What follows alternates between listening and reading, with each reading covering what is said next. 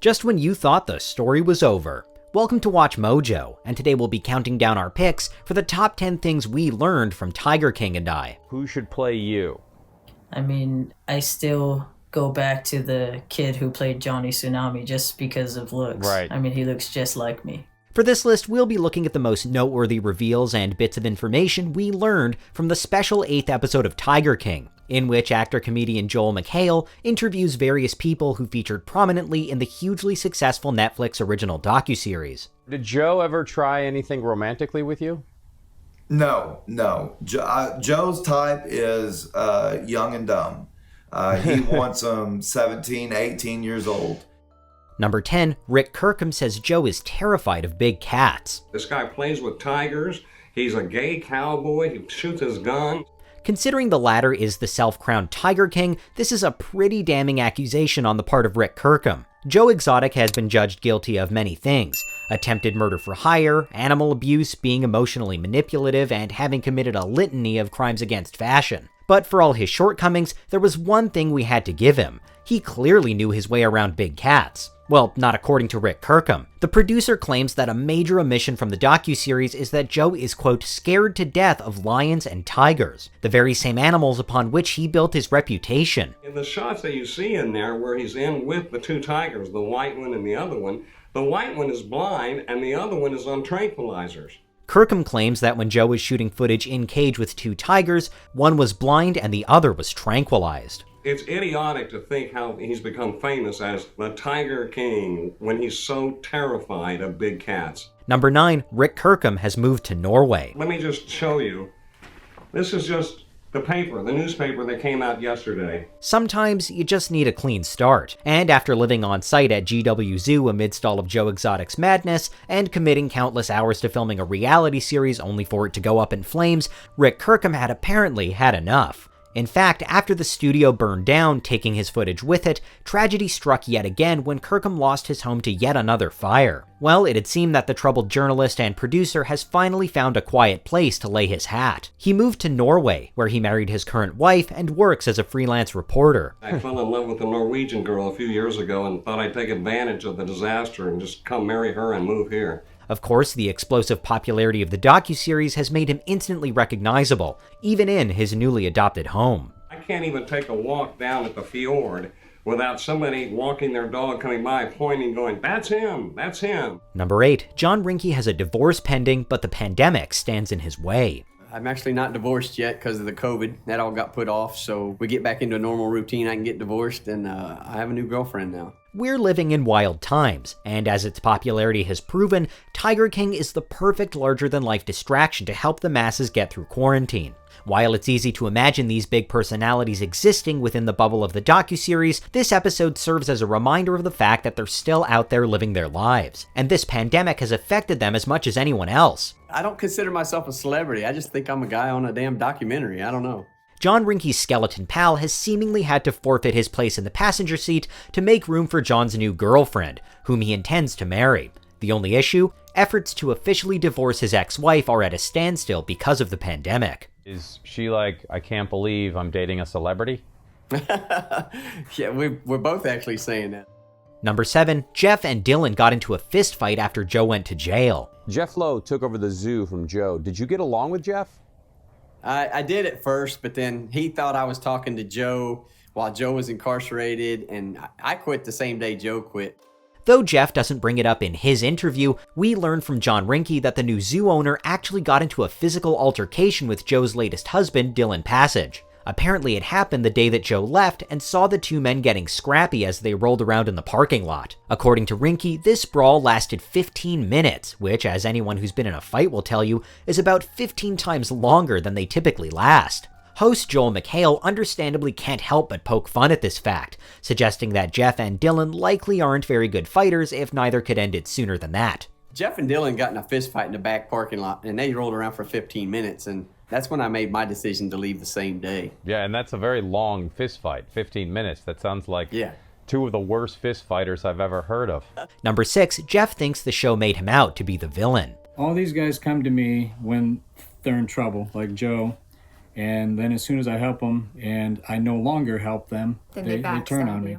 That's funny, because most viewers would agree that he did a pretty good job of that himself. As Lowe says on camera in the docuseries, things always seem to end badly between him and the people he gets into business with. And as McHale not so subtly seems to be implying, the common factor in that equation is Jeff. Were you happy about how you were portrayed? No, I mean, I think they tried to sensationalize the story a little bit to give it a villain, and villain is right here. When asked about how he and his wife were portrayed in the series, Lowe says that the filmmakers, quote, sensationalized the story a bit, but only seems to think that this applies to himself. Honestly, considering how badly he comes across in this documentary, we're surprised he's not trying to unfairly lay even more blame at the feet of directors Eric Goode and Rebecca Chaiklin. We woke up at probably about 5 o'clock just to get a little bit of a head start on it before really anyone else watched it, just so we knew what we were facing.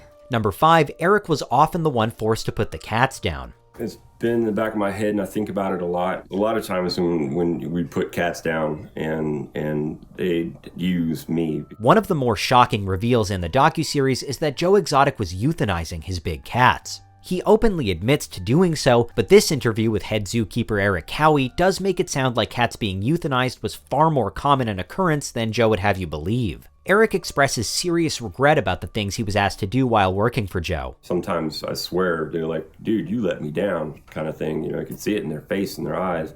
He says that he had a real bond with the cats, and he was repeatedly forced to use that trust to get them tranquilized and put down. Cowie avoids going into detail, but he also makes it clear that not all euthanized cats were put down for medically justified reasons. I assume there's a medical or something's going on with the cat that it can't continue to live? You would think. Number 4, Saf made a point to talk about how Joe did a lot of good things. He fed people for free a full Thanksgiving dinner that him and his family cooked, for the entire night prior. As Joel McHale points out, it's pretty clear that Joe Exotic has few friends these days. Most of his past employees have zero issue with speaking out against their ex-boss, calling him out for his abuse of the animals, but equally the way he treated the people living on site. There's no way for me to stop it. It was gonna happen. Saf states that he was most loyal to the animals, not Joe. He also makes it clear that he does not condone any of the abusive and/or criminal actions of his ex-employer.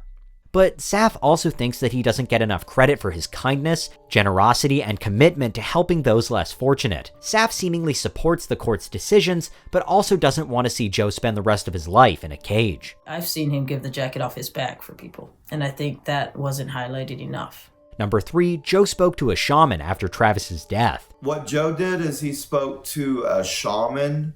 Did that do anything, did you think? No, I felt like it worsened his condition. Of course he did. After everything we saw Joe do on camera, and the things we heard about him doing off camera, there's very little that he could do that would surprise us. According to Josh Dial, who ran Joe Exotic's political campaigns, Joe didn't get conventional counseling. He instead opted to speak with a shaman, which in Dial's opinion, actually only served to worsen his condition. I'm all for holistic approaches, but sometimes you need real legitimate counseling and medication, and he wasn't getting it. Of course, this experience was especially traumatic for Josh, who actually witnessed Travis's death firsthand. Following the release of the series, he's trying to raise funds for therapy for himself, as neither Joe nor Jeff offered to pay for it at the time of the accident. The thing is I had to go in that office every day and sit in that same chair and look at that bullet hole in the wall every day for a year and a half after Travis killed himself.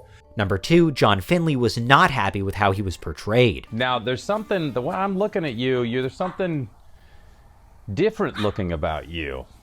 Oh, that's right, you're wearing a shirt. No, I'm kidding. And congrats on your teeth, look amazing. Even before this follow-up episode came out, Joe's ex-husband made it very clear on social media and in various interviews that he did not approve of Tiger King. He felt that he was unfairly depicted, specifically in the filmmaker's choice to not show him with his new teeth, despite there allegedly being footage of him after he'd received them. According to Finley, he was already 4 to 5 years clean at the time that the documentary was shot. When my daughter was born, I decided to never touch another drug ever again. And felt that he was made to look like a, quote, drugged-out hillbilly regardless. He also wants to clarify to all the haters out there that his cover-up tattoo, as seen in the docuseries, wasn't finished yet. It looks 100 times better than what it did, and it will be revealed but I don't know when. Before we unveil our top pick, here are a few honorable mentions. How many Affliction t-shirts do you own? I bet you I've got 60 or 70. That's terrifying. There towards the end, he got to where he's blowing everything up. I mean, hell, he blew up my golf cart in my damn cabin. I mean... He did? Yeah. Yeah, oh yeah. Knocked the windshield out of my golf cart, blew a hole in my cabin, yeah. I think the one person that's been brought up is Billy Bob Thornton. I think he might make a good Rick Kirkham. The nanny's excellent. Hot. Yeah, she's excellent. You've seen her. Before we continue, be sure to subscribe to our channel and ring the bell to get notified about our latest videos. You have the option to be notified for occasional videos or all of them. If you're on your phone, make sure you go into your settings and switch on notifications. Number 1, Eric hates Motley Crue. I hate Motley Crue. Oh, wow. You're hearing it now, Motley Crue.